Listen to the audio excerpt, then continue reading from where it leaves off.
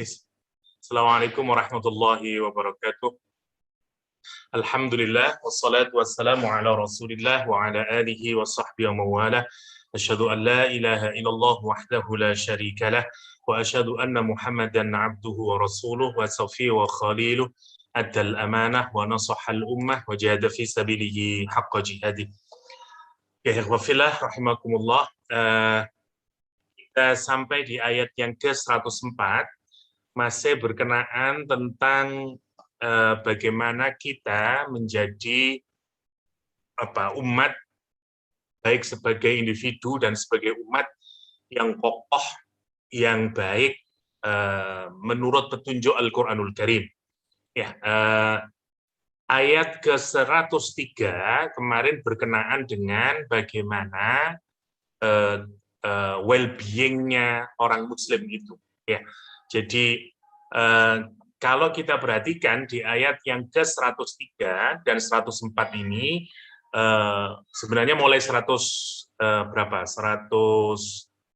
ya, 102, 103, 104 adalah petunjuk bagaimana kita bisa menjadi Muslim yang baik, ya, dengan berbagai macam tantangan itu.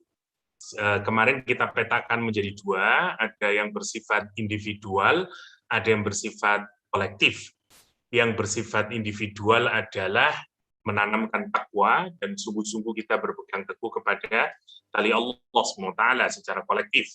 Oke, jadi kalau mau kita singkatkan sebelum kita masuk ke ayat 104, jadi kolektif well-being dari orang Islam itu tergantung kepada dua hal. Kalau disingkatkan kemarin ya, jadi yang pertama, kolektif well-being kita itu tergantung dari takwa dan bagaimana kita berpegang teguh kepada tali Allah Subhanahu wa Ta'ala. Jadi sebenarnya takwa itu implementasinya adalah berpegang teguh kepada tali Allah. Usaha kita untuk terus-menerus menghubungkan diri dengan Allah SWT. Karena itu di sini saya kasih takwa, terus saya kasih tanda panah ini. Jadi takwa itu implementasinya adalah i'tisam billah, atau berpegang teguh dengan tali Allah Subhanahu wa Ta'ala. Kalau kita terus-menerus berusaha untuk connecting with Allah SWT, ya, terus-menerus untuk holding on the core of Allah SWT, namanya takwa. Ya, satu sisi yang harus kita lakukan. Okay. Yang kedua, agar kita ini menjadi Muslim yang baik, tugas kita yang diperintahkan oleh Allah yang kedua adalah secara kolektif, la tafarraqu, jangan bikin firqah, avoid disunity, be not divided. Itu yang caranya bagaimana? Caranya ingat bahwa kalian semuanya adalah ikhwan fillah. Kita ini saudara ya di dalam Allah SWT, dalam tanda petik ya. Karena Allah SWT, kita ini saudara yang tidak semestinya justru mengembangkan permusuhan. Jadi itu ayat 102 dan 103 kemarin ya. Jadi prinsipnya kita diminta untuk takwa, implementasi takwa itu yang i'tisam billah. Yang kedua, la tafarraqu. Tidak boleh kita bikin firqah-firqah, disunity. Nah, meskipun susah sekali ya untuk bikin firm bond of unity itu. Kenapa? Karena ada tarikan-tarikan egoisme dan seterusnya. Karena itu caranya oleh Al-Quran disuruh mengingat bahwa kita ini adalah ikhwan. Ya. Oke. Nah, ayat ke-104 itu mengokohkan lagi. Ya, mendetailkan lagi apa yang dimaksud dengan la tafarraqu itu. La tafarraqu. Jadi, kemudian Allah menyatakan wal takum minkum ummatun yad'una ilal khair wa ya'muruna bil ma'ruf wa yanhauna 'anil munkar wa ulaika humul muflihun. Oke, kita mulai dulu ya. Wal takum minkum ummah yad'una ilal khair wa ya'muruna bil ma'ruf wa yanhauna 'anil munkar. Di ayat yang lain ada tambahan lagi wa yu'minuna billah. Ya, tapi di ayat ini tidak ada. Jadi kalau kita lihat di ayat ini satu ada yad'una ilal khair, dua ada ya'muruna bil ma'ruf, tiga ada yanhauna 'anil munkar, baru wa ulaika humul muflihun. Yang di ayat mana ya yang ada yu'minu billahi wal takum minkum ummatun yad'una ilal khair. Nah, ada yang ingat di ayat mana yang ada wa tu'minu billah wal takum minkum ummatun. Coba saya cari dulu ya untuk dibedakan. Sebentar. Semoga ada.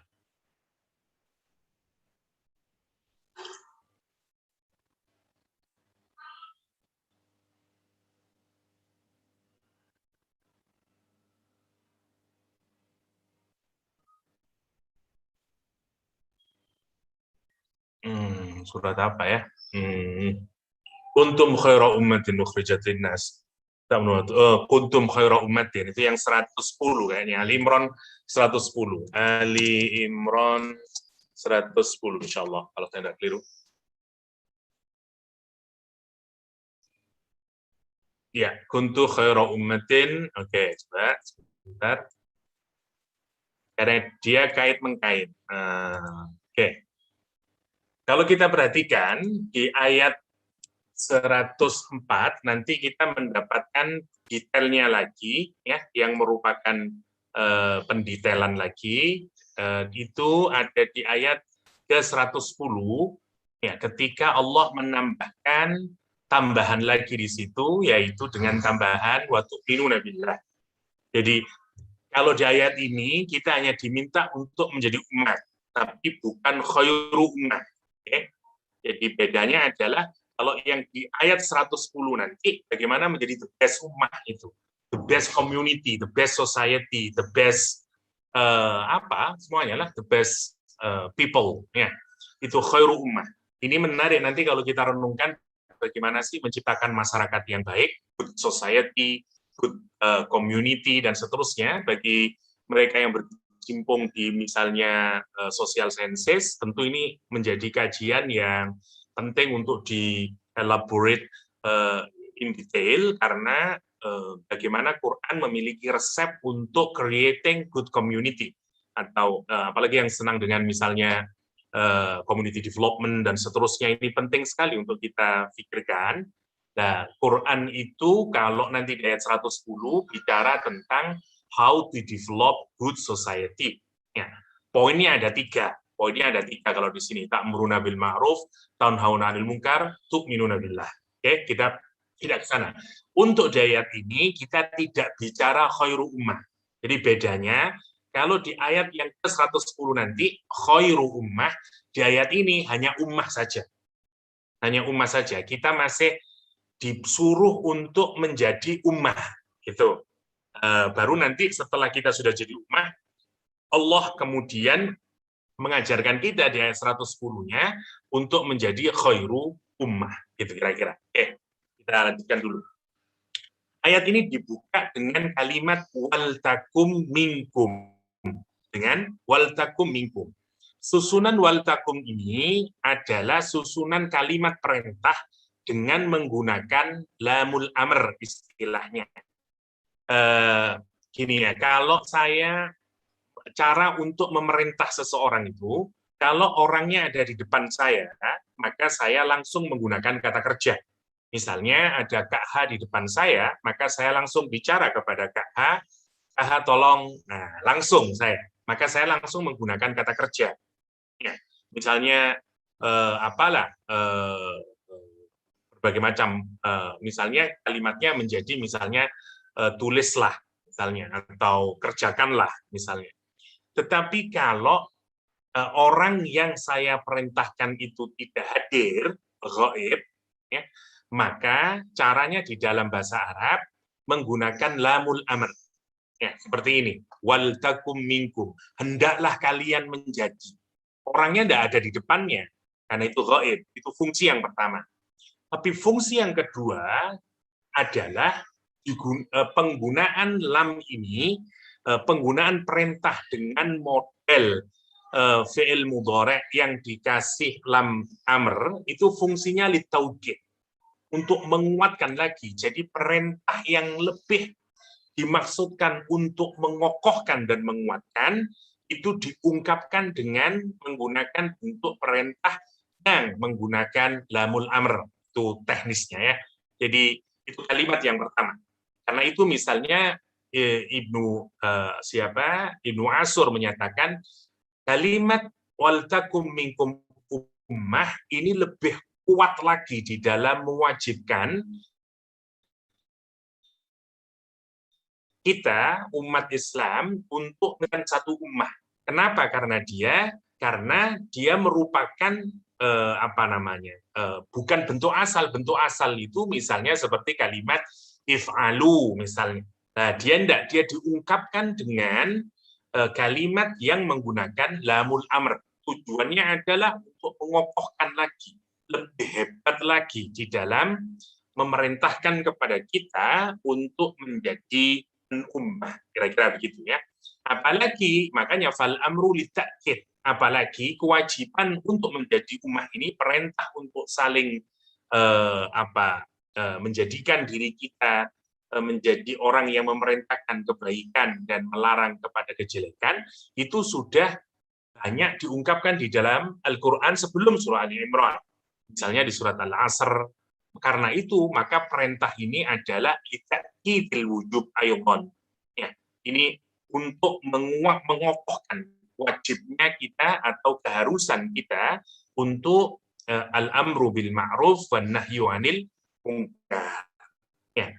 Yang mana yang kedua, fungsinya untuk apa? Untuk menegaskan makna dawam wasabat.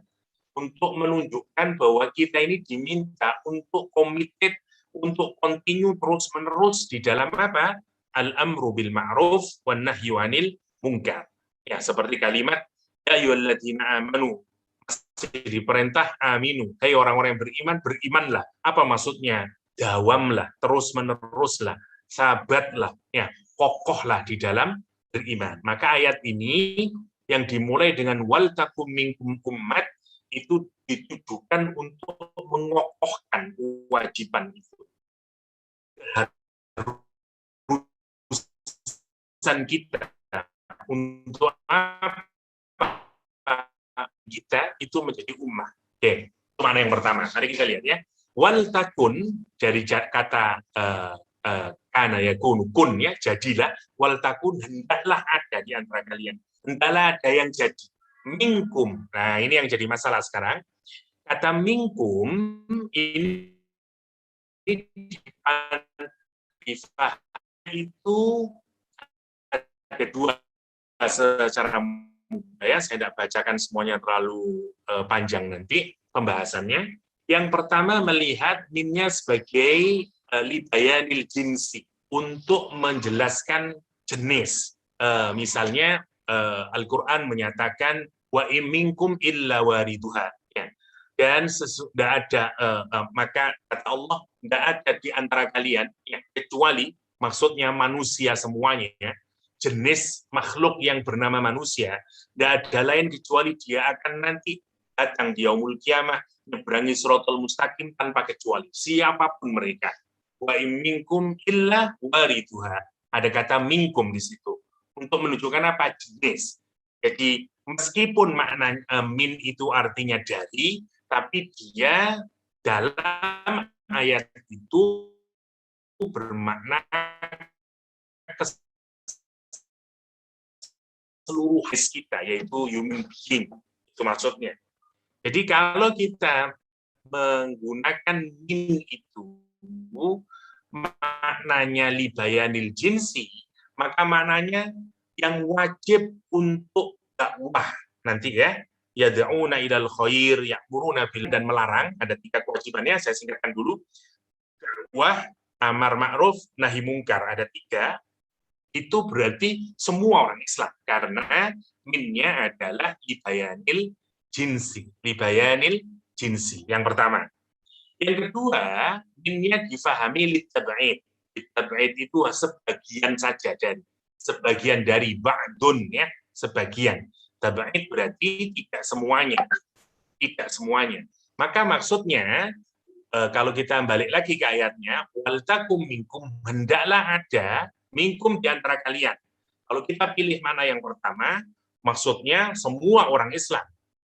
Ya, jenis umat Islam maksudnya. Wal takum minkum berarti maknanya semua orang Islam wajib melakukan apa? 3 hal. Dakwah, amar ma'ruf, nahi mungkar. Yang pertama. Kalau dimaknai minkum itu baik, sebagian saja. Harus ada sebagian dari umat Islam yang apa? Melakukan 3 hal. Dakwah, amar ma'ruf, nahi mungkar. Nah, di antara dua pendapat ini, bayan lil jinsi sama litaba'id, para mufassir cenderung memilih makna yang mana? Memilih makna yang litaba'id. Memilih makna yang litaba'id. Misalnya Imam Qurtubi menyatakan al-qaulul awal ashah. Pendapat yang pertama, yaitu makna litaba'id, itu yang lebih benar menurut Imam Qurtubi. Kenapa? Fa'innahu yadullu ala anna al-amra bil ma'ruf wan nahyi 'anil munkar fardun 'alal kifayah. Karena perintah amar ma'ruf nahi mungkar, berdakwah itu fardu kifayah, bukan fardu ain, gitu maksudnya. Sehingga minnya lebih cocok min litaba'id. Dan Allah itu misalnya seperti di ayat ini, alladzina immakkannakum fil ardi aqamus shalah. Tidak semua orang yang dikasih tamkin oleh Allah SWT. Karena itu lebih tepatnya kata Imam Qurtubi, maknanya memang adalah tabaid, tidak semuanya berkewajiban. Ya, karena fardunya fardu kifayah. Kalau sudah ada yang berdakwah, sudah ada yang amar ma'ruf, sudah ada yang nahi mungkar, maka sudah selesai kewajiban tersebut. Kita tidak menanggung dosanya lagi. Itu alasannya Imam Qurtubi, ya, Imam Qurtubi. Imam Jalaluddin As-Suyuti dalam tafsir Jalalain menyatakan minnya juga litab'in. Kenapa kata dia? Di anna ma dzukira fardhu kifayah la yalzamu ummah wa la yaliqu bi kulli wahidin kal jahil. Karena kata dia sama, ini juga perintah fardu kifayah dan memang perintah dakwah amar ma'ruf nahi mungkar itu tidak diwajibkan untuk setiap orang. Kenapa? Karena enggak setiap orang bisa melakukan dakwah, enggak setiap orang bisa melakukan amar ma'ruf nahi mungkar. Ya, misalnya orang yang jahil yang tidak paham apa itu yang baik, apa itu yang buruk, tentu dia tidak tepat untuk melakukan pekerjaan tadi 3 itu, dakwah, amar ma'ruf, sama nahi mungkar. Karena itu minnya ditaba'in. Minkum maksudnya sebagian dari kalian. Bukan jenis umat Islam, tapi minkum sebagian dari umat Islam. Maksudnya, tingkatnya ya. Ada lagi yang merujukkan kalau kita lihat konteksnya,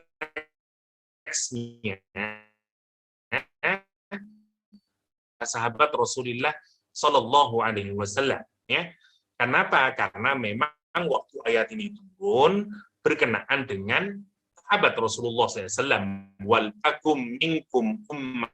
Ya, hendaklah di antara kalian Sallallahu Alaihi Wasallam para sahabat Rasulullah Sallallahu Alaihi Wasallam.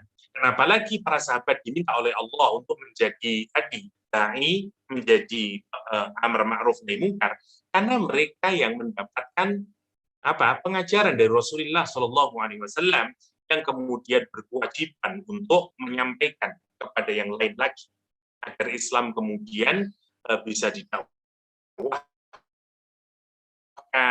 yang ma'ruf bisa diperintahkan, yang mungkar bisa dilarang. Karena itu kalau kita lihat konteks, memang ayat ini awalnya dirujukkan kepada para sahabat Rasulullah Sallallahu Alaihi Wasallam. Ya, karena itu bisa al-azhar fayakunu jami' washabi Rasulillah qad khutibu bi ayyakunu du'atan ilal khair, kata Ibnu Ashur. Karena memang clear ayat ini memang memerintahkan kepada seluruh sahabat Rasulullah SAW ya untuk menjadi apa? Menjadi pendakwah kepada kebajikan. Kenapa? Ikan hidup bersama Nabi. Karena itu misalnya Rasulullah SAW menyatakan di banyak tempat liyuballigh syahid itu yang mendengarkan dakwah Nabi, menyampaikannya kepada yang tidak hadir, yang ghaib, yang syahid, yang hadir, yang menyaksikan bersama Nabi Muhammad SAW, diminta sampaikan kepada yang gaib. Ya, itu tugasnya. Jadi itu kalau kita lihat secara konteks. Tapi kalau kita lihat secara teks, maka tentu ayat ini bersifat terbuka ya untuk semua orang Islam, harus ada di tubuh umat orang yang menjalankan 3 hal tadi. Ya, menjalankan 3 hal tadi. Oke. Tetapi sekali lagi ada juga para ulama mufassirin yang kemudian menyimpulkannya begini. Ayat ini dalam hal dakwah ya nanti dipetakan menjadi 2. Ada yang namanya dakwah, ada yang namanya amar ma'ruf nahi mungkar. Nanti kita diskusikan lebih jauh ya. Tapi perintahnya itu dikaitkan dengan kata kerja yang dipakai. Saya anggap selesai dulu. Jadi makna minkum itu sebagian dari, kemudian wal takum minkum ummatun. Sekarang kita masuk ke umat. Kata umat itu maknanya banyak ya. Yang terbaik adalah Syekh Sya'rawi menurut saya. Beliau menjelaskan ada 4 makna ummah itu. Yang pertama, kata ummah itu dikaitkan kepada sekelompok manusia atau sekelompok orang atau masyarakat yang dikaitkan dengan jenis tertentu. Misalnya entah karena ahli bahasa atau warna kulit, ya seperti misalnya ummatul Arab, ummatul Farsi, ummatul Rum misalnya, ya orang Arab, orang Farsi, orang Romawi itu juga menggunakan kata ummah, ya satu ummah. Kenapa? Karena merujuk kepada jenis tertentu. Jadi kita bisa menyatakan ummah itu karena jenis tertentu. Ya, misalnya ummah Eropa, ummah Melayu, ummah boleh. Yang pertama, kata ummah. Yang kedua, ummah itu dikaitkan dengan agama, dengan milah, dengan ideologi tertentu. Boleh. Jadi ummah dikaitkan dengan jenis, ya, secara fisik. Terus yang kedua, ummah juga bisa dikaitkan dengan ideologi. Ya, kalau orang disatukan dengan ideologi yang sama, orang disatukan dengan keyakinan yang sama, itu juga bisa disebut dengan ummah. Ya, jadi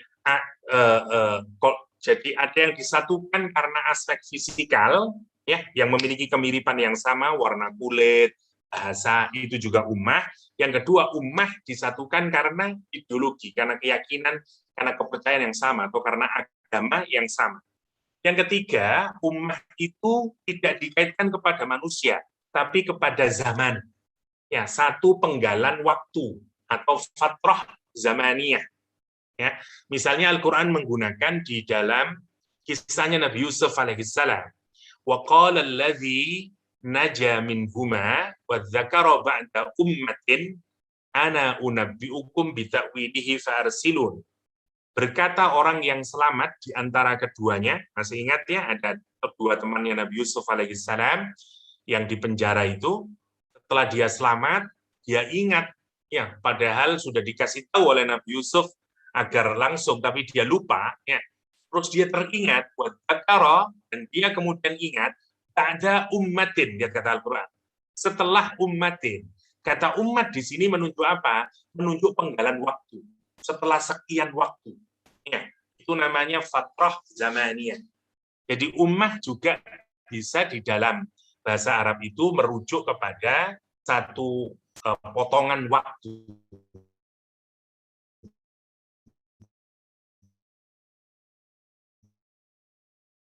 Bisa dirujukkan kepada seseorang yang mampu mengumpulkan berbagai sifat kebaikan ada dalam dirinya. Biasanya orang itu hanya memiliki satu pada orang itu. Misalnya, he's the generous one, he's the trustworthy one, he's the apalah. Orang itu biasanya hanya dilekati dengan satu karakter yang menonjol pada diri dia. Misalnya dia outspoken, misalnya dia brave, misalnya dia misalnya apalah, ya, ada orang yang mampu mengumpulkan berbagai macam karakter yang baik ada pada dirinya, orang itu bisa disebut dengan ummah. Nah, ini penggunaannya di dalam Al-Quran ketika Allah menyebut satu orang namanya Nabi Ibrahim alaihissalam, tapi disebut sebagai ummatan. Ya, kenapa? Karena dia al-jami' li sifatil khair. Karena dia mampu mengumpulkan berbagai macam sifat yang baik.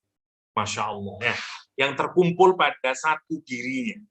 Ya, dia qanitan, dia hanifan, Masya Allah. Ya, ini juga bisa disebut sebagai ummah.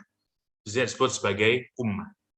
Nah, dalam kaitannya dengan ayat ini, apa maksudnya? Wal takum minkum ummatun, kata Al-Quranul Karim. Ya. Hendaklah ada di antara kalian satu ummah. Nah, kalau kita melihat sini, berarti ayat ini satu kelompok orang, satu kelompok within ummah. Ya. Jadi ada satu ummah, ya, entah itu bersifat individual, ya, atau kelompok taifah tertentu. Nanti ayat ini dijelaskan melalui ayat berikutnya, ya, yang kita tahu bersama, ya, ayatnya tadi kayaknya ada ini. Falaula nafara di surat Taubah ayat 122. Falaula nafara min kulli firqatin minhum ta'ifatun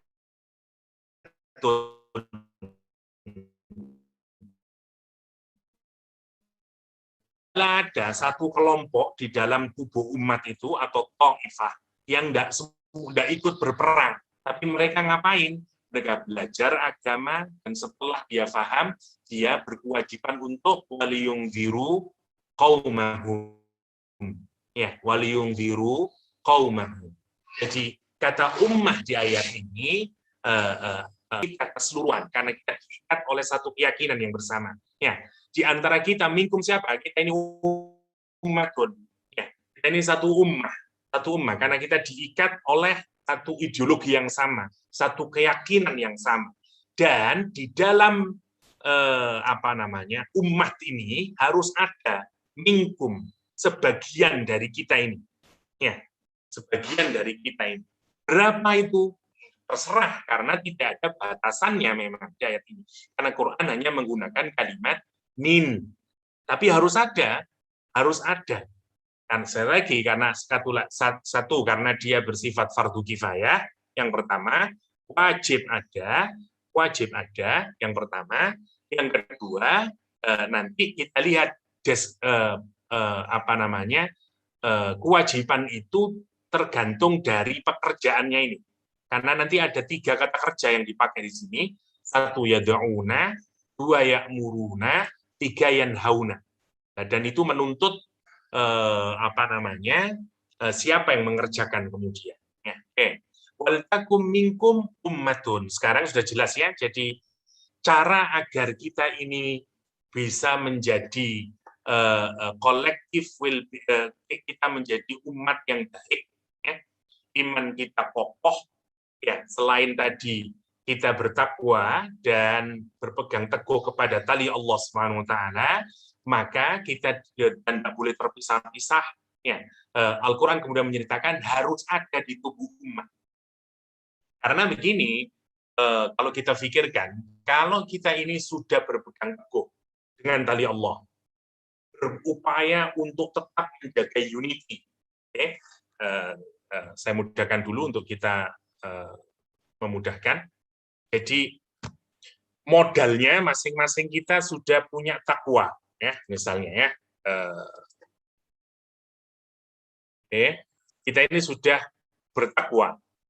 Nah, caranya untuk bertakwa, kita harus mengikatkan diri dengan kita connecting kepada Allah SWT yang disebut dengan hablullah, hablullah, tali Allah SWT. Jadi kita harus terus terikat dengan tali Allah. Biar apa? Biar takwanya tidak hilang. Dan kalau ada tantangan apapun, kita tetap kokoh. Kenapa? Karena ada tali yang menghubungkan kita dengan Allah SWT. Berbagai macam musuh, mau di luar, mau di dalam, mau kelihatan atau yang tidak kelihatan, apapun saja yang berusaha menyakiti kita, membuat kita ini menjadi sampai puncaknya dalam mengeluarkan kita dari agama, menjadi mudah untuk kita kalahkan. Kenapa? Karena kita bertakwa. Kita proteksi diri kita. Setelah kita proteksi, kita menggantungkan diri. Kita terus harus keep connected dengan siapa? Dengan hablullah, dengan tali Allah SWT yang kemarin kita sebut dengan Al-Quran. Okay? Setelah masing-masing semuanya connected, yang lahir kemudian apa?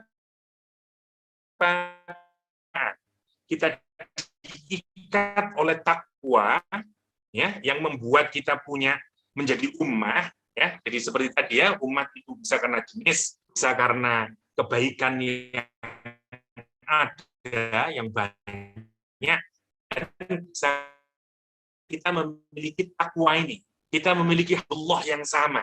Nah, sekarang kalau kita renungkan, jadi kalau masing-masing di antara kita itu connected dengan the core of Allah SWT, tali Allah, maka yang terjadi apa? Jadi unity. Tapi ini tidak bisa selamanya. Kenapa? Karena masing-masing di antara kita ini punya egoisme masing-masing. Punya egoisme, punya kepentingan, punya latar sosial dan cultural yang berbeda-beda, dan seterusnya. Karena itu Allah mewanti-wanti, ya, jangan sampai nanti terjadi disunity. Oke, disunity itu kapan muncul?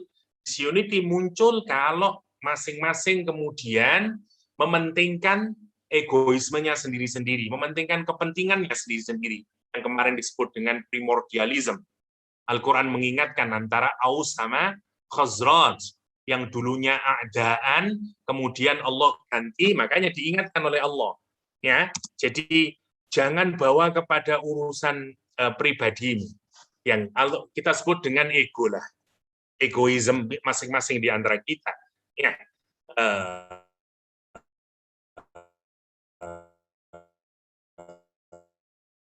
ingat apa namanya, a'daan, ya, a'daan, musuh, adalah ikhwan fiddin, ikhwan fiddin. Oke, itu yang kemarin, ya. Oke, jadi kalau kita punya takwa, terus kita terikat dengan tali Allah, maka muncul unity di tengah umat. Oke, lah ini sebenarnya secara logika juga sama. Kalau kita memiliki semakin kuat collective consciousness itu, maka social integrity semakin kuat. Kalau bahasa yang lain, ya. Jadi kan begini, kalau kita mau creating good society atau strong society, ya, strong society, misalnya, maka diperlukan apa? Diperlukan karena society itu kan hardware, diperlukan software. Softwarenya adalah collective consciousness. Ya, collective consciousness istilahnya biasanya kalau dalam ilmu sosial, ya, collective consciousness itu atau apalah Anda bisa sebut sebagai civic, bisa disebut sebagai apa sajalah. Nah, kalau orang itu collective consciousness-nya kuat, maka yang terjadi adalah melahirkan apa? Social integrity. Ya, pasti kuat. Apa namanya? Ini menjadi sosial glue kita, ya, ini menjadi sosial glue kita yang kemudian mengikat kita. Nah, kalau sudah terikat, kita punya collective consciousness yang sama, ada social glue, maka kita akan united as a society. Sangat kokoh kemudian kita ini. Kenapa? Karena punya collective consciousness yang sama, ya, sehingga tidak ada disintegration, kita punya sosial integrasi yang kuat, ya, atau punya sosial integration. Nah, nanti di sosial collective consciousness itu nanti diturunkan, kalau dalam bahasa sekarang bisa menjadi kalau dalam bahasa sekarang, ya, ini bisa menjadi misalnya yang kita sebut dengan cultural and social capital. Kalau kita pikirkan, masyarakat yang baik itu masyarakat yang punya modal cultural dan modal sosial yang kokoh. Selain dia punya tentu saja, ya, natural capital, ya, tapi kan masyarakat yang baik itu kalau punya cultural and social capital yang baik. Nah, bagaimana punya cultural and social capital yang baik? Berasal dari collective consciousness. Collective consciousness. Ya, misalnya ada trust. Kalau kita lihat negara-negara yang maju, ya, negara-negara yang makmur, itu mereka punya cultural and social capital yang sangat menarik. trust di antara mereka, ya, persaudaraan di antara mereka, empati di antara mereka, itu bagus sekali, dan itu adalah social capital, networking di antara mereka, dan seterusnya. Nah, sebenarnya kalau kita pikirkan, apa yang disebut dengan hablullah, ya, apa yang disebut dengan takwa, itu sebenarnya apa kalau kita detailkan dalam masyarakat modern, itulah yang sekarang kita kenal dengan cultural and social capital.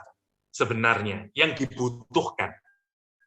Kenapa masyarakat kita tidak baik? Karena kita belum punya social capital dan cultural capital yang baik.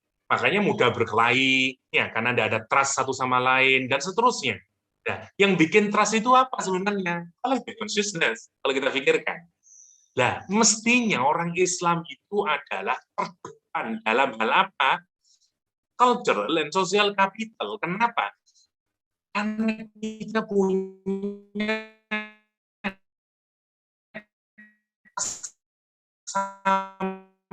kita punya sama-sama hablullahnya sama. Itu Al-Quran jelek. Masya Allah kalau kita pikirkan. Ya. Contoh yang paling sederhana kalau kita pikirkan. Dan itu menjadi kekaguman buat kita, ya, yang orang Muslim, itu kan sebenarnya kan malu kita ini. Kalau kita renungkan. Orang Barat menaruh uangnya di depan rumahnya, dan kemudian pagi-pagi tukang susu datang, ngambil, menukarnya. Kalau kita beli koran, beli bunga, di pinggir jalan tidak ada orangnya, tapi sudah terjadi itu. Indah rasanya kehidupan itu. Dan seterusnya. Kalau kita pikiran, kenapa bisa begitu? Sosial kapital. Karena cultural capital. Maka masyarakatnya menjadi strong, dan seterusnya. Nah, sekarang kita pikirkan, Al-Quran itu mengajarkan itu sebenarnya. Tetapi bahkan kalau kita pikirkan ya, orang Barat katakanlah, berhasil menciptakan masyarakat yang baik. Kalau kita renungkan, sebenarnya apa motifnya? Hanya karena mereka ingin bagaimana hidup baik, hidup tentram, hidup saling menolong, itu aja tujuannya. Kita jauh lebih mulia lagi, karena itu bagian dari ibadah kita kepada Allah.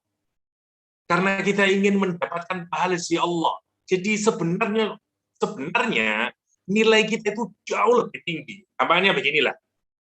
Kenapa kita kalau di red di waktu lampu merah kita berhenti.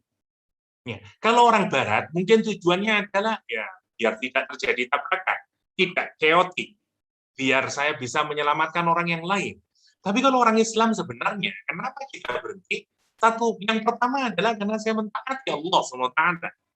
Karena itu adalah perjanjian yang saya lakukan dengan sesama manusia. Dan janji antara sesama manusia itu juga bagian dari yang harus dijalankan oleh orang Islam. Kita melakukannya karena kita taat kepada Allah SWT. Dan sebenarnya mestinya ketaatan kita kepada traffic light mestinya harus jauh lebih hebat daripada ketaatan orang lain. Kenapa? Karena kita diikat oleh hablullah. Itu maksudnya. Nah, yang menarik, Al-Quran menyatakan, kalau kita sudah punya takwa atau hablullah, dalam bahasa modern kita sebut sebagai ini tadi ya, maka akan lahir unity. Sekarang Al-Quran ngasih tahu, jangan sampai terjadi disunity. Kapan disunity itu? Kalau orang sudah mulai kembali lagi kepada primordialismenya lagi. Artinya, dia tidak kembali ke sini, tidak ke hablullah. Karena masing-masing kemudian, dan seterusnya, dan seterusnya.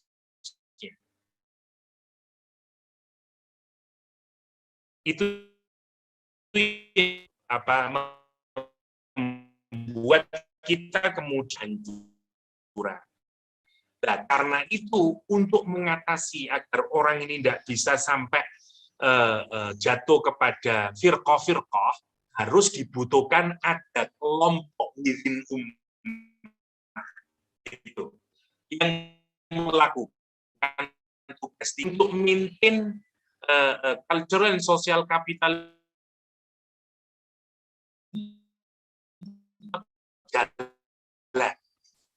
kan umat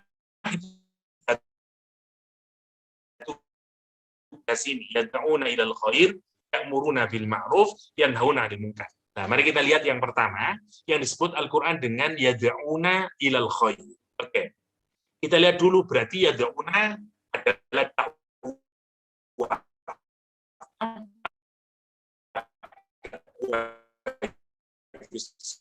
Ada nida, menyeru, memanggil, as-su'al, bertanya, ya. Ada al-hath wa takhrid ala fi'lish, mendorong untuk melakukan sesuatu, meminta pertolongan, itu semuanya adalah dakwah. Tapi kalau kita lihat awal kata dakwah itu secara bahasa, sebagaimana diungkapkan oleh Imam Razi, dakwah itu sebenarnya awalnya dipakai untuk apa? Dakwah ila ta'am. Kalau kita menginvite teman kita untuk makan-makan, itu namanya dakwah awalnya. Lah, jadi sebenarnya kalau kita pikirkan, mengajak orang untuk makan, ya itu apa hikmah di dalamnya? Satu, kita mengajaknya dengan senang, kita memberikan sesuatu yang menyenangkan dan seterusnya, dan itu nanti menjadi pakem kita di dalam berdakwah. Nah, yang menarik, dakwah dikaitkan dengan khair. Saya singkatkan saja biar agak cepat. Dakwah dikaitkan dengan khair, sementara amar tadi dikaitkan dengan ma'ruf. Oke, ada dua di sini yang kalau kita perhatikan, jadi yang kita diperintahkan yang pertama amar dakwah khair, amar ma'ruf, nahi mungkar. Ya, kalau kita tulis ada 3 poin yang diperintahkan oleh Al-Quran, ya, within ummah agar kita tetap bisa menjadi yang terbaik. Yang pertama dakwah, ya, dakwah saya kaitkan al-khair, oke, al-khair. Yang kedua amr al-ma'ruf, Yang ketiga nahyu, ya, al-munkar. Oke. Mari kita lihat. Ada al-amru bil al-amr ma'ruf, ada nahi munkar, ya. Oke, gini aja lah. Oke. Jadi ini pasangan masing-masing. Kalau dakwah al-khair, kalau amar ma'ruf, kalau nahi munkar. Oke. Mari kita lihat dengan kaitan tadi harus ada di antara kita. Okay. Al-Quran menyatakan yang pertama kita disuruh mendakwai. Kalau dakwah itu invitation. Cakupannya di dalam Al-Quran, cara dakwah itu dibagi menjadi 4. 1 hikmah, 2 mau'idhah, ada 3 ya, sorry ya. 1 ada hikmah, ada mau'idhah, saya tulis dulu ini. Oke, 1 hikmah, yang kedua mau'idhah hasanah. Oke, ini cara yang kedua. Cara yang ketiga jadilhum billati hiya ahsan. Cara yang ketiga. Oke. Dalam berdakwah, ya, menginvite orang itu caranya di dalam Al-Qur'an dibagi menjadi 3. 1 hikmah dengan wisdom. Ya. Yang kedua dengan mau'idhah hasanah, dengan advice yang baik. Hikmah itu kesatuan antara ilmu dengan amal. Ya. Jadi kalau kita memberikan teladan kepada seseorang, kita nasihati, tapi sekaligus kita tunjukin dalam bentuk perilaku, namanya hikmah. Namanya hikmah. Dan itu yang paling terbaik. Dakwah paling terbaik adalah kalau kita mampu menjadikan kesesuaian antara apa yang kita omongkan dengan apa yang kita lakukan. Itu namanya hikmah. Namanya hikmah. Nah, kita diminta oleh Al-Quranul Karim, kalau kita invite orang ke jalan Allah SWT, yang pertama adalah dengan cara yang hikmah. Ya, jadi Al-Quran menekankan cara kita berdakwah itu heart to heart. Jadi bukan kita nyaci maki, bukan kita nyalahkan, tapi mau'idhah. Mau'idhah itu diberikan pada orang karena rasa cinta. Karena kita melihat ada yang salah dan kita nasehatin yang Nasihat itu muncul dari hati kita, karena kita ingin orang itu jadi lebih baik. Sudah mau'izah masih dikasih hasanah oleh Al-Quran. Wal mau'izatil hasanah. Oke, cara yang kedua. Yang ketiga, kalaulah kita memang harus berdebat, debatlah dengan yang lebih baik. Mujadalahlah dengan cara yang lebih baik. Itu yang disebut dengan dakwah. Yang disebut dengan dakwah. Oke. Nah, dakwah ini menyangkut hal yang disebut Al-Quran dengan al-khair. Karena itu kita harus tahu apa khair itu. Bukan yang ma'ruf. Bukan yang ma'ruf. Jadi gini, ada kebaikan yang meskipun baik, tapi belum difahami oleh orang. Namanya khair. Namanya khair. Mudahnya begitu ya. Kalau sesuatu yang baik itu sudah difahami oleh orang, dia faham, dia ngerti, namanya bukan ma'ruf lagi. Namanya bukan khair, tapi ma'ruf. Oke? Misalnya, kalau kita berdakwah tentang, misalnya, apalah, kalau makanan misalnya jelek, misalnya tentang haramnya daging babi, misalnya tentang haramnya being gay or lesbian, misalnya tentang haramnya berzina, dan seterusnya, kepada orang yang belum tahu. Maka ini namanya masih al-khair. Tugas kita adalah mendakwai. Kenapa Islam melarang perzinaan? Kenapa Islam kok tidak membolehkan itu? Kita tidak boleh memerintahkan. Tugas kita masih da'i. Kita menjelaskan, explaining, through wisdom, mau'izah, mujadalah, dan seterusnya. Namanya dakwah ilal khair. Dakwah ilal yad'una ilal khair. Dan agar apa? Agar kebaikan itu menjadi terang bagi mereka. Ini tuntutan dia. Gunain rational explanation, gunakan semuanya ya, agar orang menjadi ngerti, oh guys sih, kenapa sih ini menjadi, di dalam Islam menjadi, ini kok ini diperintahkan, ini kok dilarang, ini kenapa Al-Quran menganjurkan ini, kenapa? Itu maksudnya. Jadi step pertama, kalau kita ingin mengajak orang ke jalan Allah SWT adalah dakwai dulu. Jangan perintahkan dulu, dakwai dulu. Dan ini sebenarnya berlaku tidak hanya kepada non-muslim, termasuk kepada anak-anak kita. Sebenarnya jelaskan, dia harus tahu dulu kenapa sholat itu merupakan al-khair. Kenapa misalnya, dan seterusnya. Baru kalau dia sudah tahu kebaikannya, dan seterusnya, baru nanti kita bisa next step-nya baru amal. Baru memerintahkan. Nah, kita kan enggak kalau mau jujur. Anak kita nggak tahu kenapa sholat itu merupakan al-khair. Kenapa, dan seterusnya. Ada banyak hal yang dia nggak tahu sebenarnya al-khair. Dan they question us, tapi kita sudah amar duluan. Padahal kita belum berdakwah, dan seterusnya. Jadi step-nya itu mestinya dakwah dulu. Sadarkan dia, dan seterusnya. Nah, ada para ulama tadi, karena yang mingkum tadinya, dakwah itu untuk yang ilal khair, itu merupakan kewajiban setiap individu. Kita berkewajiban. Karena untuk itu al-khair, karena ini dakwah, kita ngajak. Ya, ada yang bisa hikmah, ada yang mau itu, ada yang mujadalah, dan seterusnya. Nah, masing-masing di antara kita dituntut untuk dakwah bil khair. Dakwah bil khair. Kenapa? Karena agama kita ini bukan agama yang individual, yang kalau kita ini sudah tahu kebaikan, kemudian kita udahlah, oke, ini untuk saya saja, enggak. Satu ya. Jadi agama kita itu agama yang aktif. Jadi lihat, masih ingat di surah Al-Asr, yang kita ini baru selamat kalau iman, amal soleh, setelah itu tawasau bil haq, tawasau bis sabr. Tidak bisa kalau kita ini tidak terlibat di dalam kegiatan sosial, ya, ikut serta di dalam berwasiat di dalam kebenaran dan kebaikan. Nah, tawasau bil haq bis sabr itu oleh para ulama masuk dalam perintah yang mana? Yad'una ilal khair. Yad'una ilal khair. Oke. Dan itu menjadi watak manusia sebenarnya. Kata Ibnu Ashur, wa fi gharizatil bashar. Bagian dari gharizahnya manusia itu hubbul musyarakah fil khair.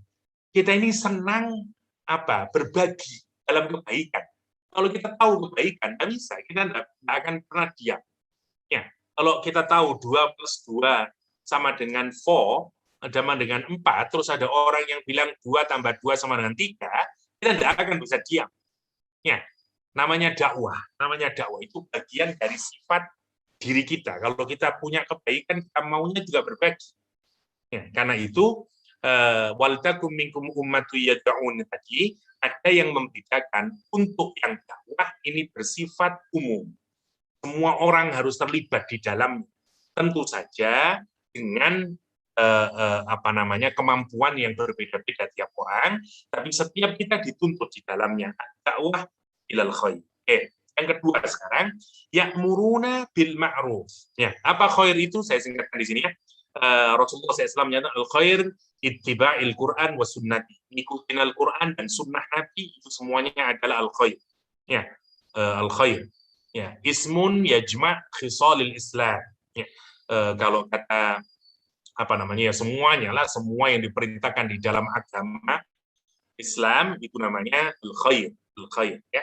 Lawannya adalah asyar atau kejelekan. Ya, kita tolak khair, ada yang menyatakan Islam, al-khair ada yang menyatakan perbuatan mentaati Allah Subhanahu wa taala. Tapi singkatnya khair itu kebaikan itu sendiri.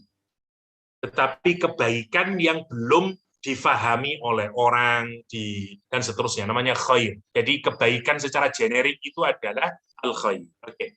Kita masuk sekarang yang berikutnya, ya'muruna bil ma'ruf wa yanhauna 'anil munkar. Lah, kalau sudah memerintah dan melarang itu membutuhkan power. Karena itu para ulama menyatakan yang amar ma'ruf nahi munkar memang tidak semua orang. Kenapa? Karena memerintah dan melarang itu butuh power. Butuh power. Ya, butuh otoritas, butuh legitimate power. Munkar itu kemudian dipetakan mengikuti hadis yang kita tahu bersama, man ra'a minkum munkaron itu, nanti kita lihat ya, misalnya kita lihat dulu ya. Amal ma'ruf wa ma ya'rifu kullu aqilin sawabu. Yang ma'ruf adalah semua orang yang berakal itu tahu bahwa dia benar, yang ini salah, namanya ma'ruf. Jadi ma'ruf itu adalah kebaikan yang sudah difahami. Kebaikan yang tidak diingkari. Ya, yang sudah dikenal. Oh iya, jujur itu memang baik, bohong itu jelek, dan seterusnya. Itu namanya sudah well known. Kebaikan yang sudah known itu namanya ma'ruf, ya. Atau kalau keburukan yang sudah juga difahami, dimengerti, namanya mungkar, diingkari oleh akal yang sehat, namanya mungkar, ya. Saya singkatkan saja. Oke. Nah, inilah yang menjadi perbedaan. Para ulama kemudian mengaitkan dengan hadis man ra'a minkum. Mana man ra'a minkum? Tidak ada ya.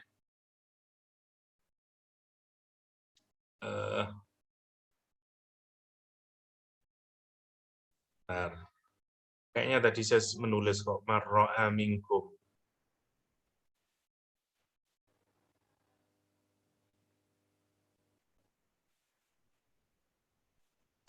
Nggak ketemu, udahlah, nggak apa-apa. Jadi kalau di hadis yang man ra'a minkum munkaron, kita tahu bahwa perintah untuk berdakwah itu, ya, kalau kita ini man ra'a minkum munkaron falyughayyirhu biyadihi fa in lam yastati fa bilisanihi fa in lam yastati fa biqalbihi. Ya, di hadis yang lain bahkan sudah ada lagi. Kalau hati kita tidak mengingkari, tidak ada lagi, berarti tidak ada lagi iman hatta sebesar biji sawi, kalau hadis yang lain. Jadi prinsip utamanya, kita ini dituntut, kalau melihat kemungkaran, maka rubahlah dengan tangan. Kalau tidak bisa dengan tangan, rubahlah dengan lesan. Kalau tidak bisa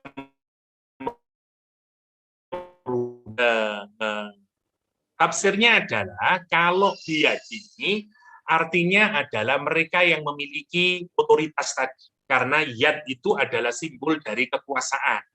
Kita tidak boleh dengan main hakim sendiri.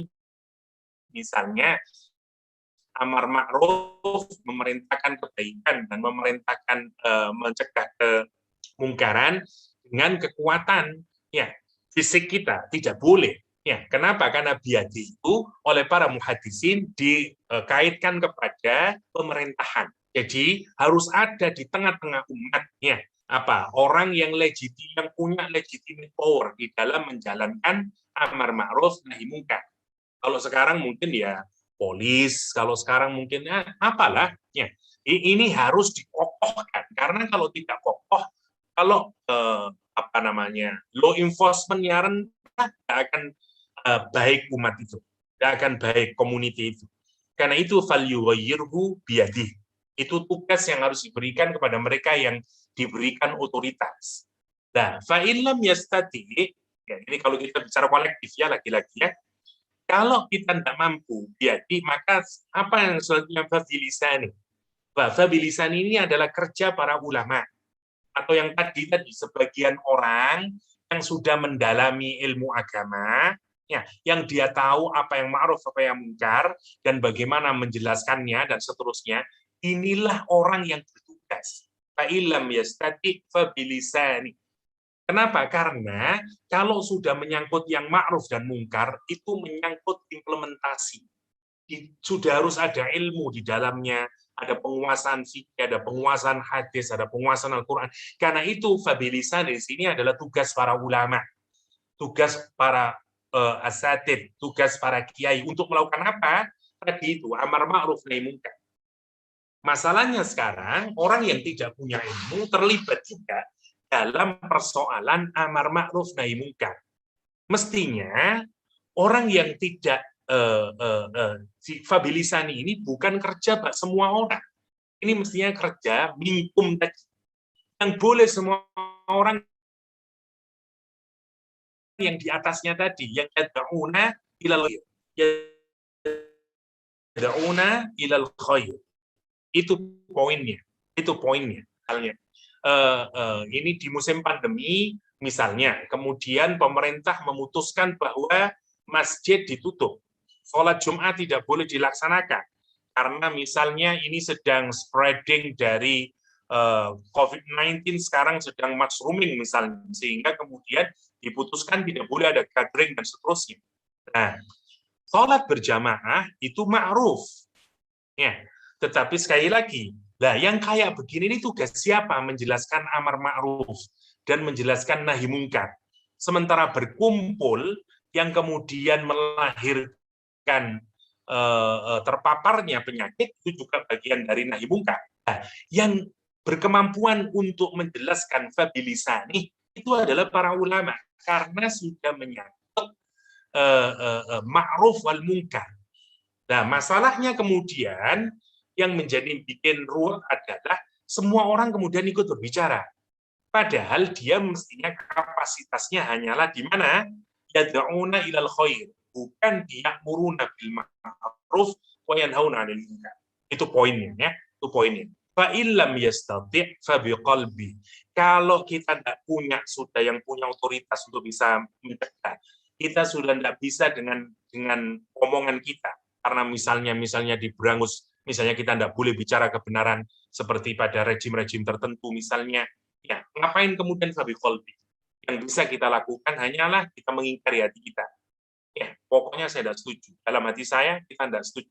Itu yang dimaksud dengan amar ma'ruf nahi munkar. Singkatnya. Jadi ayat ini 104 ya singkatnya. Apa yang diperintahkan Allah kepada kita agar kita ini memiliki collective well-being of Muslim adalah satu, harus ada di tengah-tengah kita, di tubuh umat. Ya. Satu, yang pertama, kalau kewajiban kita ikuti aja pendapat jumhur ya, kita untuk dakwah kepada kebaikan ini tugas bersama, karena masing-masing di antara kita juga berkewajiban untuk melakukan dakwah ilal khair. Karena itu kita harus terlibat di dalamnya, apa kontribusi kita. Ya, dan apa yang bisa kita lakukan dalam usaha untuk dakwah di dalam kebaikan. Yang berikutnya ya'muruna bil ma'ruf yanhauna 'anil munkar, lihat posisinya. Kalau itu berkenaan misalnya dengan diri kita, dengan anak kita, gimana kita punya otoritas di dalam ya'muruna bil ma'ruf wa yanhauna 'anil munkar, kita harus ambil aktif di sana. Tapi kalau sudah berkenaan dengan ma'ruf dan munkar yang menyangkut keumatan, ini ada tugas sendirinya. Karena itu Quran menggunakan wal takum minkum, sebagian dari kita. Ini harus ada di tubuh ummah. Orang yang menggerakkan dakwah, orang yang melakukan amar ma'ruf, orang yang menolak yang hauna 'anil munkar. Kalau ini tidak jalan, dakwah nggak ada, ya, tidak ada amar ma'ruf, orang tidak memerintahkan kebaikan, dan orang tidak melarang perbuatan munkar, mesti masyarakatnya akan hancur. Mesti masyarakatnya akan hancur. Di dalam banyak hadis nanti bahkan doa tidak dikabulkan oleh Allah dan seterusnya, ya.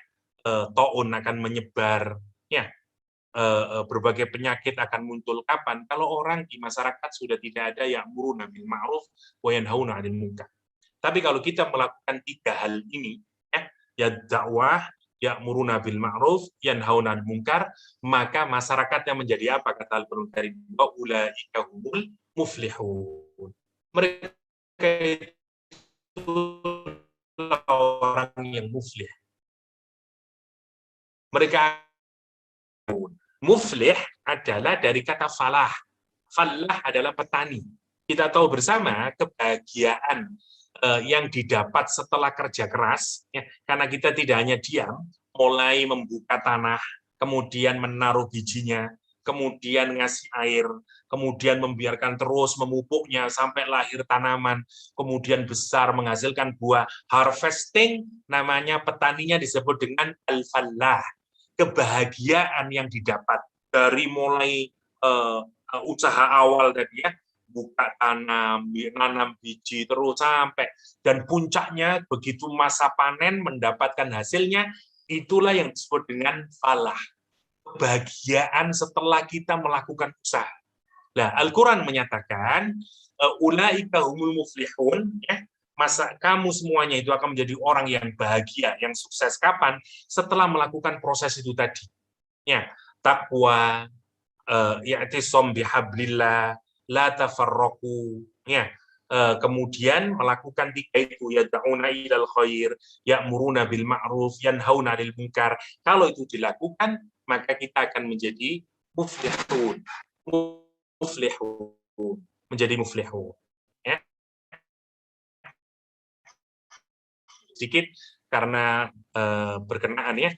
Yang 105 kemudian diingatkan lagi, kalau sudah melakukan 3 perbuatan tadi, dakwah, amar ma'ruf dengan nahi munkar, Al-Qur'an mengingatkan lagi, wala takunu kalladzina tafarraqu. Tadi, ya, masih diingat? Jadi untuk menjaga agar kita ini bisa tetap hablullah, bisa tetap berpegang teguh kepada tali Allah, adalah lakukan 3 tadi, dakwah, amar ma'ruf, sama nahi munkar. Ya. Nah, sekarang sekarang Al-Qur'an menyatakan kamu jangan berpecah-pecah, kamu jangan bercerai-berai, kamu jangan bikin firqah. Nah, kayak apa sih sebenarnya? Konkretnya kenapa kita bikin firqah? Quran kemudian mendetailkan, karena kita ini adalah umat yang diikat oleh nilai, yang diikat oleh agama, maka kerusakan kita itu tidak akan jauh-jauh, kalau kita akan pasti mengalami hal yang sama sebagaimana umat terdahulu yang juga diikat oleh nilai yang sama, yaitu Ahlul Kitab, Nasrani dan Yahudi. Karena itu Al-Quran mengingatkan kepada kita agar kita mengambil pelajaran dari kakak-kakak kita itu, Nasrani Yahudi, yang kemudian berpecah-pecah dan seterusnya. Ya, sehingga kemudian tidak muncul umat yang kokoh, ya, umat yang baik di antara mereka. Kalau kita mau jujur melihat, sudah tidak ada itu. Dan yang terjadi sekarang adalah, kalaupun mereka berhasil menciptakan masyarakat yang baik, itu tidak ada kaitannya dengan Nasrani dan Yahudinya. Justru mereka berpecah belah kalau kita perhatikan. Al-Quran mengingatkan kita itu. Karena kita adalah saudara mereka. Karena dulu mereka lah yang disebut sebagai orang-orang Islam. Karena itu Allah mengingatkan, wala takum, janganlah kalian. menyerupai siapa? Kalladzina tafarraqu. Orang-orang yang berpikir firqah-firqah, mecah-mecah. Ya. Wakhtalafu, dan mereka berselisih, ikhtilaf. Ya, mim ba'di ma ja'ahumul bayyinat. Setelah datang, ya, setelah datang kepada mereka al-bayyinat, keterangan yang sangat nyata. Justru setelah mereka mendapatkan Taurat, justru setelah mereka mendapatkan Injil, memahami Taurat, malah justru mereka terjadi firqah-firqah. Dan apa kata Al-Quran? Wa ulaika lahum adzabun azim. Ini peringatan yang keras buat kita semuanya. Karena kita juga mengalami hal yang sama dengan tahap dengan apa namanya level tertentu ya kalau kita mau pikirkan. Ya, cerai berainya umat, ya, perselisihan di antara umat justru karena kita kembali kepada tadi itu. Allah mengingatkan ya, kita harus kembali kepada tali Allah, yaitu Al-Quranul Karim, yaitu agama ini, terus di sana, jauhkan egoisme, ingat, primordialisme, hilangkan semuanya, agar kita tetap sama, unity, bond kita makin kokoh. Ya, karena itu semua yang membuat kemudian disunity oleh Al-Quran dikasih tahu, hilangkan itu. Primordialisme hilangkan. Terus agar makin kokoh, dakwah, amar ma'ruf, nahi mungkar. Terus Allah mengingatkan yang paling terakhir. Jangan kalian bercerai-berai setelah kalian memahami agama ini. Nah, ini yang sangat penting untuk kita pikirkan. Mari singkatnya begini. Kenapa Al-Quran apa yang dibolehkan dan apa yang tidak dibolehkan? Ya, singkatnya ya. Oke. Kalau kata Syekh Sya'rawi, kenapa ini terjadi? Karena orang mengikuti hawa nafsu yang nanti melahirkan firqah. Karena itu ini sangat jelek. Sampai Al-Quran menyatakan mereka akan mendapatkan azab yang sangat agung. Dan ayat berikutnya Allah sudah bicara tentang neraka. Ya, hari itu wajah mereka menjadi hitam. Gara-gara apa? Gara-gara ini. Gara-gara orang sudah tidak mikir unity within ummah, tapi justru dia bikin disunity within ummah. Disunity within ummah. Oke.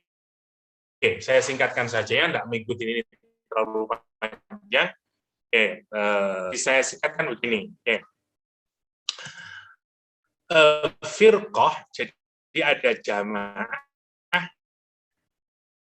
jadi umat, nama lainnya, umat itu jamaah.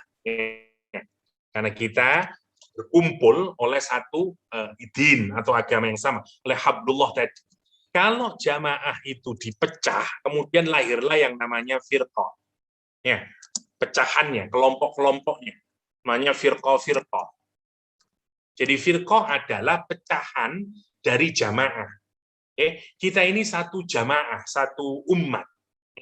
Satu umat. Karena itu disebut dengan ummu, ya, karena semua kembali lagi ke situ. Ummul Qura. Jadi kalau ada kampung, semuanya kampung itu berpusat pada satu pusatnya namanya Ummul Qura. Kenapa ibu disebut ummu? Karena anak-anaknya semuanya nanti menuju ke ibunya. Namanya jamaah, karena itu. Dan bikin firqah itu adalah orang yang keluar dari jamaah ini. Nah, Quran menyatakan la tafarraqu. Jangan bikin firqah, kata Al-Qur'an Karim ya.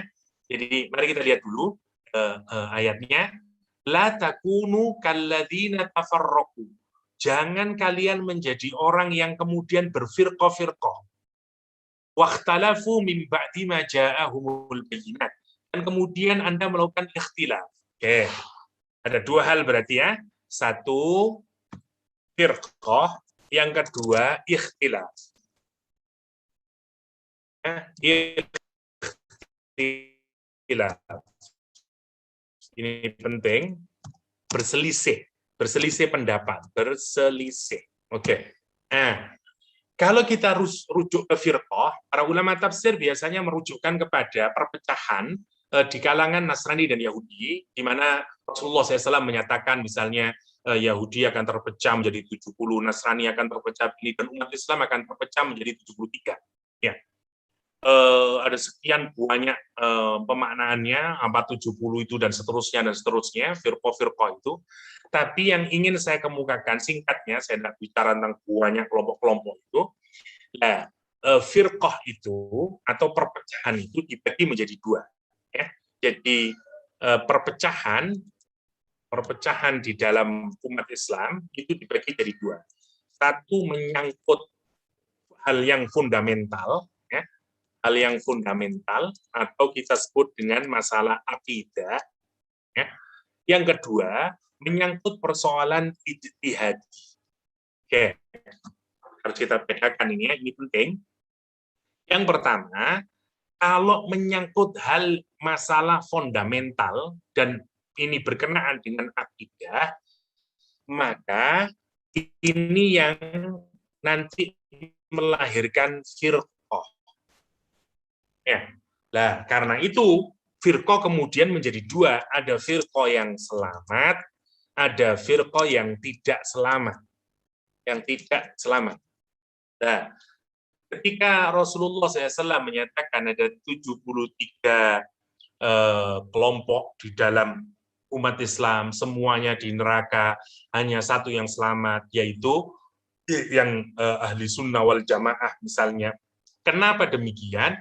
Karena perbedaannya adalah perbedaan di aspek fundamental, ya, di aspek akidah. Nanti kalau misalnya ada waktu saya tunjukkan beberapa ya, apa yang oleh para ulama sudah disepakati sebagai firqah-firqah yang sesat, yang sudah berada di luar umat Islam, ya, mulai dari macam-macam nanti, ya, dan seterusnya, ya. Jadi mulai misalnya Qadiriyah, Jabariyah dan seterusnya itu, kalau dalam aliran itu nanti kita punya banyak sekali. Jadi kalau menyangkut hal-hal yang fundamental dan bersifat akidah, maka kemudian firqah dibagi menjadi dua, firqah selamat dan firqah tidak selamat. Maka pilihan kita tidak bisa, harus pilih yang satu saja, yang selamat. Yang tidak selamat tidak bisa. Untuk yang di sini pendekatannya memang black and white. Kenapa? Karena persoalannya adalah persoalan usul, persoalan basic, persoalan fundamental of religions. Karena itu hadirnya cuma dua, firqah selamat atau tidak selamat. Okay? Yang kedua yang disebut ikhtilaf. Okay? Ikhtilaf itu adalah persoalan ijtihad. Nah, tapi harus bedakan dulu ya. Jadi ikhtilaf itu perselisihan. Perselisihan itu dibagi jadi dua. Yang disebut sekarang ikhtilaf ijtihadi. Ikhtilaf yang dilakukan, ya, ijtihadi adalah ikhtilaf yang dilakukan oleh para scholar muslim. Kita sebut saja oleh ulama Islam.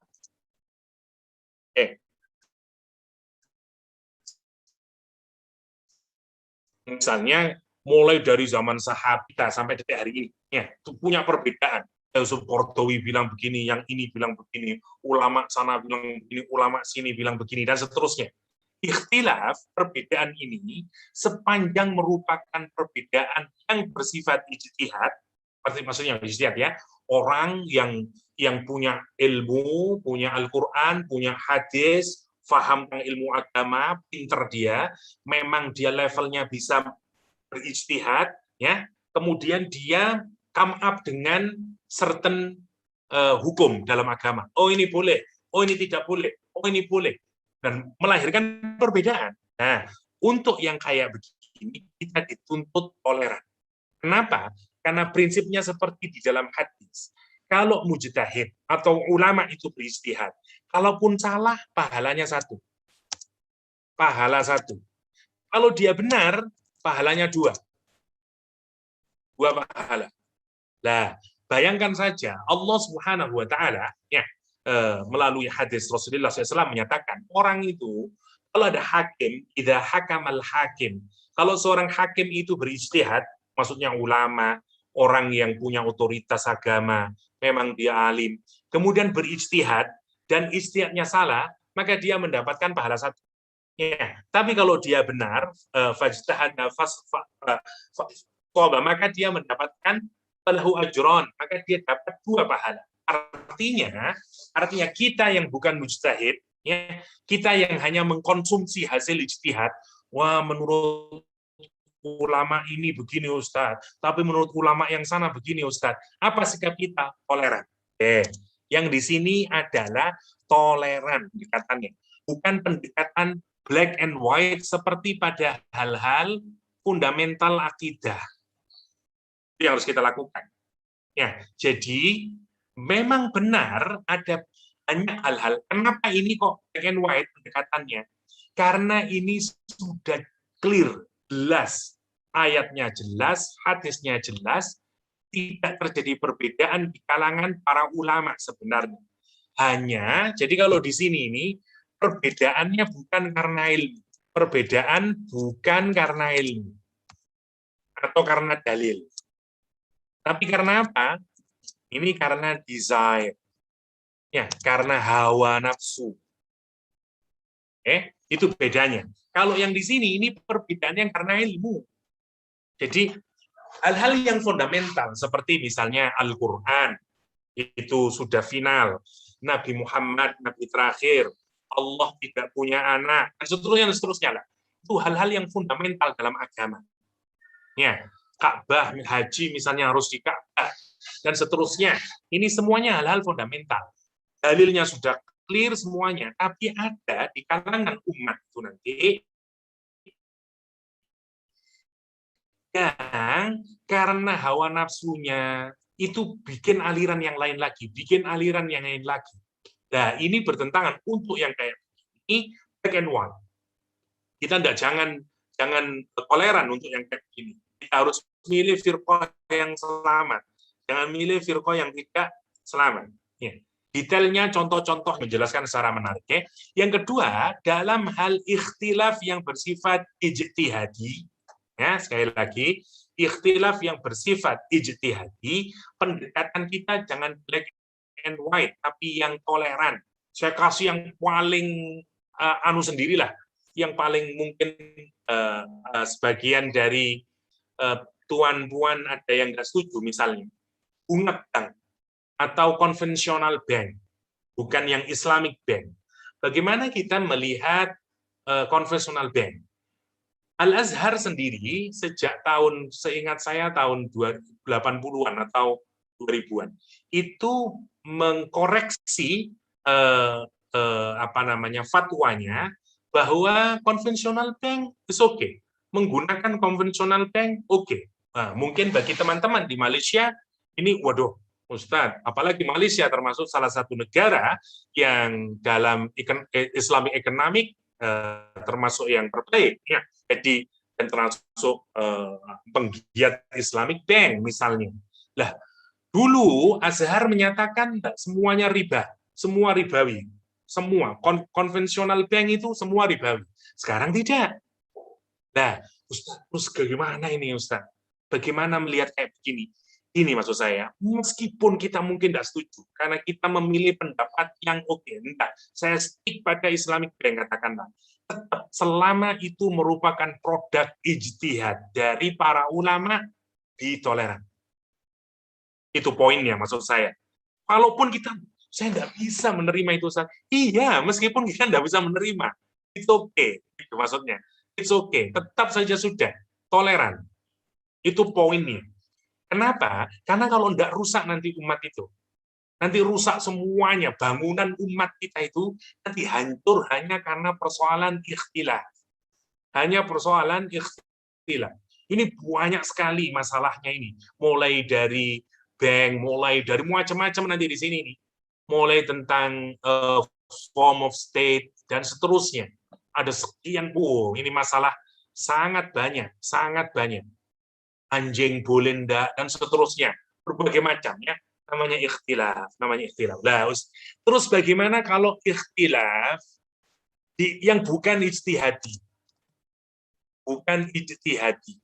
maksudnya tidak dilakukan oleh para ulama, ya, ini yang susah karena hari ini kita nggak tahu, kadang-kadang ada orang ini menurut saya bukan ulama yang melakukan ijtihad, itu makin parah, berbagai macam pendapat di kalangan umat Islam.